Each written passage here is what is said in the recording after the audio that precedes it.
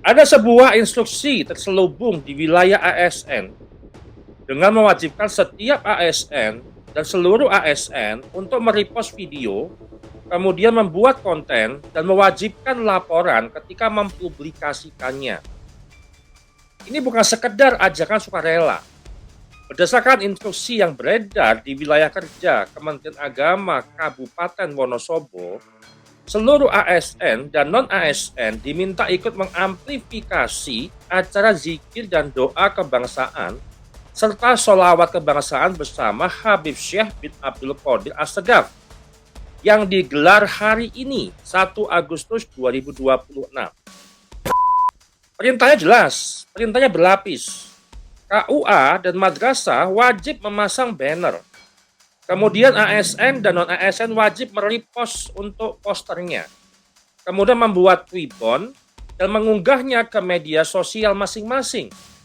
Dan instruksinya pun terperinci seperti perintah. Repost video yang disediakan Kemenak RI itu sudah ada, template-nya sudah ada.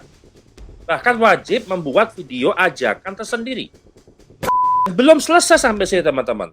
KUA dan madrasah itu juga diminta untuk mengkoordinasikan staf dan karyawannya untuk nobar live streaming dari pukul 17.30 sampai 21.30. Dan video ini dibuat ya sore ini saya belum melihat bagaimana amplifikasi daripada instruksi itu di seluruh media sosial. Dan yang paling penting, ini mengundang pertanyaan teman-teman. Pelaksananya wajib, dilaporkannya melalui Google Form, terperinci, ada aturannya, ada template-nya, lengkap dengan bukti link publikasi di akun media sosial masing-masing. Pertanyaannya, ada apa ini? Mengapa sosialisasi sebuah acara sampai membutuhkan mobilisasi jaringan ASN, non-ASN, KUA, dan madrasah, mulai dari repost, membuat konten, ribbon, nobar, sampai menyerahkan bukti publikasi. Kalau ini hanya sekedar sosialisasi kedinasan, mengapa harus ada kewajiban posting dan bukti laporan? Seolah-olah kalau nggak ngasih bukti laporan, maka akan mendapatkan hukuman ataupun punishment. Nah, secara komunikasi, pola seperti ini menunjukkan sebuah amplifikasi digital yang terkoordinasi. Saya belum cek, ya. Sore nanti, jam 5:30 sampai 9:30, saya belum cek bagaimana situasi di sosial media. Apakah memang diamplifikasi akun-akun terorganisir, apakah ada buzzer yang mengikutsertakan di dalam acara itu atau tidak? Saya belum cek. Mungkin nanti akan ada video lanjut untuk mengklarifikasi terkait apa yang saya sampaikan. Nah, tapi jangan buru-buru mengambil kesimpulan teman-teman. Yang harus kita bongkar adalah siapa sebenarnya yang mengeluarkan perintah wajib itu. Apakah ada kebijakan Kemenak Wonosobo, atau ada kebijakan instruksi dari Kemenak dari tingkat pusat, atau merupakan instruksi yang berjenjang dari atas sampai ke bawah.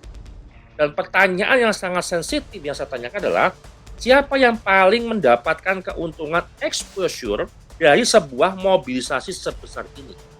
Bayangkan, seluruh ASN loh, acara negara, Kementerian Agama, atau figur yang berada di panggung utama yang mendapatkan exposure, utama dari Habib Balawi. Ini yang akan kita buka data, instruksi, dan polanya satu persatu. Mari kita simak.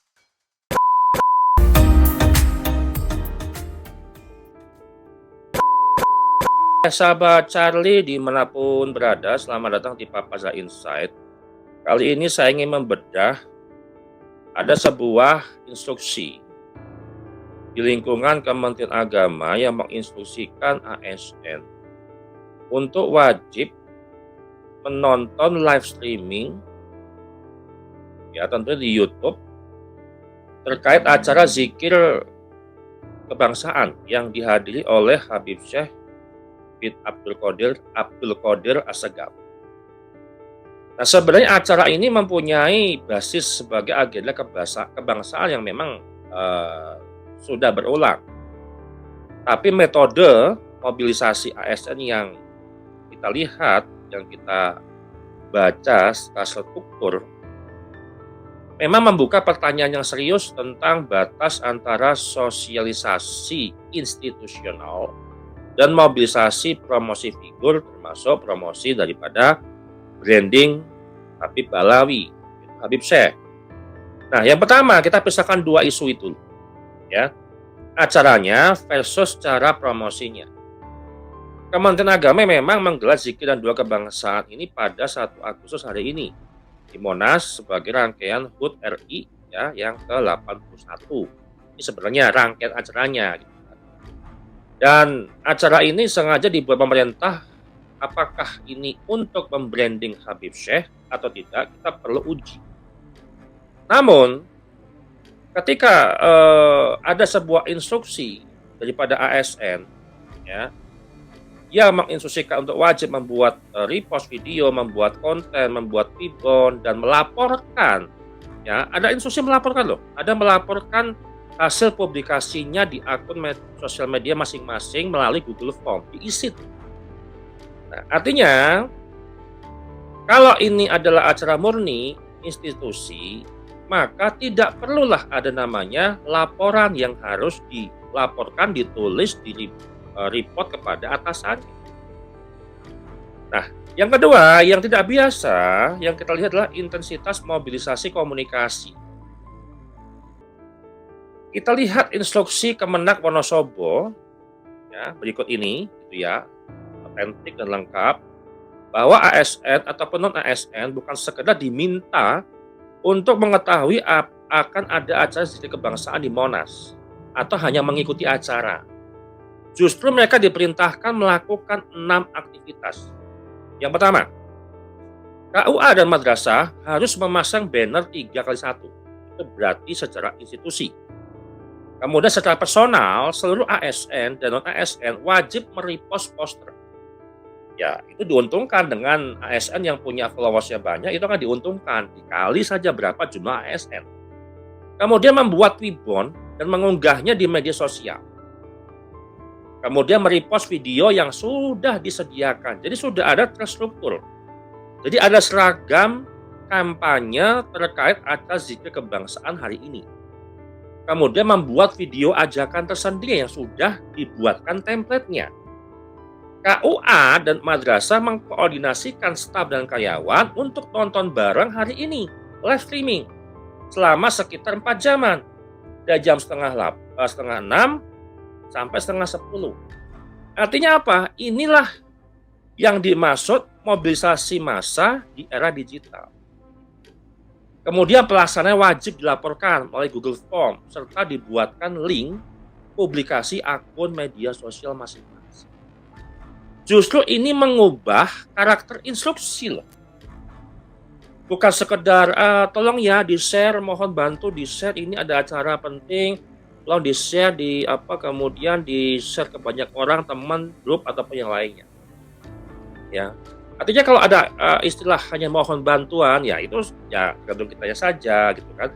Tapi hal ini justru membentuk sebuah sistem mobilisasi komunikasi yang terstruktur, yang terukur pula. Ada perintah, ada pelaksanaan, kemudian ada laporan.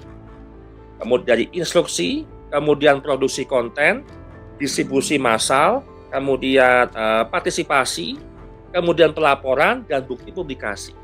Nah, dalam perspektif komunikasi organisasi, teman-teman, itu jauh lebih dekat dengan koordinasi massal,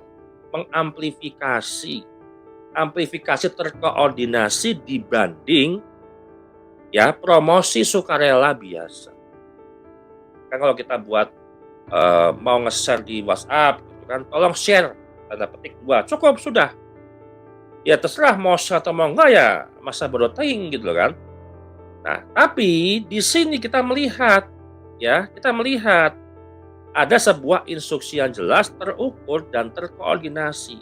Nah, pertanyaannya mengapa promosi sebuah acara zikir kebangsaan, acara keagamaan itu harus sampai membutuhkan mobilisasi akun media, ya, apalagi media sosial pribadi ASN ataupun ASN, harus membuat video ajakan, harus membuat ribbon, harus merepost, nonton bareng, dan bukti pelaksanaan.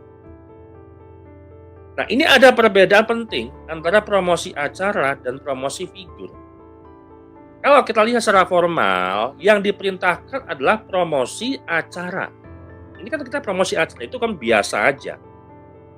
Saya sebagai ketua panitia misalkan mau ada acara, ya saya fine-fine aja untuk mempromosikan acara, itu sah-sah saja. Ada acara promosi, ada kegiatannya zikir, doa dan kebangsaan, dan ini bukan perintah. Ya. Bukan perintah untuk promosikan Habib Syekh misalkan gitu kan. Dan Kementerian Agama menjelaskan acara sebagai acara kebangsaan serta keberagaman. Tapi Menteri Agama sendiri juga mengajak masyarakat untuk menghadiri acara bersama Habib Syekh. Pemberitaan pun menjelaskan adanya sholawat kebangsaan bersama Habib Syekh. Maka acara secara komunikasi terjadi kemungkinan spillover branding. Brand acara nasional, kemudian otoritasnya itu dari Kementerian Agama, kemudian Kementerian Agama itu memiliki jaringan kantor Kemenak KUA Matra seluruh Indonesia, kemudian ribuan ataupun jutaan atau ratusan ribu ASN dan non-ASN, kemudian ada poster, video, dan tweetbot, kemudian ada terjadi figur utama yang tampil ikut mendapatkan exposure. Jadi meskipun objeknya formal, promosinya itu acara gitu ya, figur Habib Syekh ini yang menjadi wajah atau performance di dalam acara zikir kebangsaan itu akan dapat memperoleh keuntungan reputasional dan exposure. Ini fenomena-fenomena komunikasi yang memang terbentuk sekian lama dan itu menjadi sebuah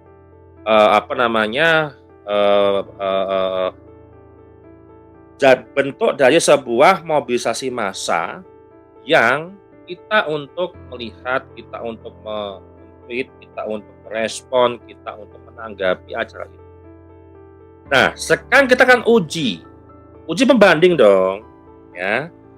Nah, kalau ada uji pembanding, maka saya mengajukan pertanyaan, apakah mekanisme yang sama itu juga dilakukan Kementerian Agama ketika tokoh agama lain itu menjadi pengisi acara? Misalkan, apakah pernah ada tokoh agama ya acara ya yang sifatnya nasional, misalkan seluruh ASN itu wajib repost, kemudian wajib ribon, kemudian wajib membuat video ajakan, kemudian wajib memberikan link akun pribadi dan wajib nonton bersama. Kalau mekanismenya itu rutin diberlakukan kepada seluruh program nasional Kementerian Agama, ya itu sah-sah saja sebenarnya. Tapi kalau ternyata mobilisasi seintensif ini hanya muncul ya pada event tertentu atau figur tertentu Habib, misalkan hari ini tersebut Habib Syekh, maka kita bisa mengajukan sebuah hipotesis preferential amplification menjadi lebih kuat lagi. Bukan lagi tuduhan, oh ini ada branding Habib. Momennya pas menjelang muktamar. Momennya pas, ya kan, legitimasi Habib itu sedang runtuh. Maka ini akan mendapatkan akan menjadi atau akan membentuk sebuah hipotesis. Baik hipotesis administrasi biasa, kemudian hipotesis berupa mobilisasi engagement, ya, ASN digunakan sebagai jaringan distribusi untuk menciptakan reach, impressions, engagement, dan audience live streaming. Kemudian hipotesis berupa institutional branding. Kemudian hipotesis berupa figure amplification. Jadi saya melihat indikator-indikator ini sangat kuat ke arah situ. Kita lihat nanti sore, apakah komentar-komentar, ya ini kan live ya, berarti kan chatnya chat live, kita bisa analisis tuh. Apakah ada serangan awal di menit pertama, menit kedua, setengah jam pertama, setengah jam kedua, 1 jam pertama, 1 jam kedua, dan seterusnya? Apakah ada ledakan mobilisasi massa juga? Kita akan lihat. Misal, video atau event acara itu gitu ya, 500.000 views, ada lonjakan yang luar biasa, 1 juta impresi, ribuan repost. Publik itu akan melihat, wow, acara viral, yang nonton banyak, komentarnya banyak, views-nya banyak.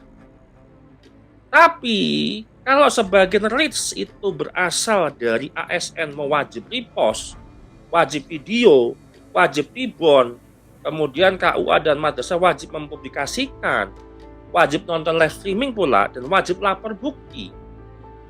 Maka pertanyaan metodologisnya adalah, berapa bagian engagement yang benar-benar organik dan berapa bagian yang merupakan institutional amplification.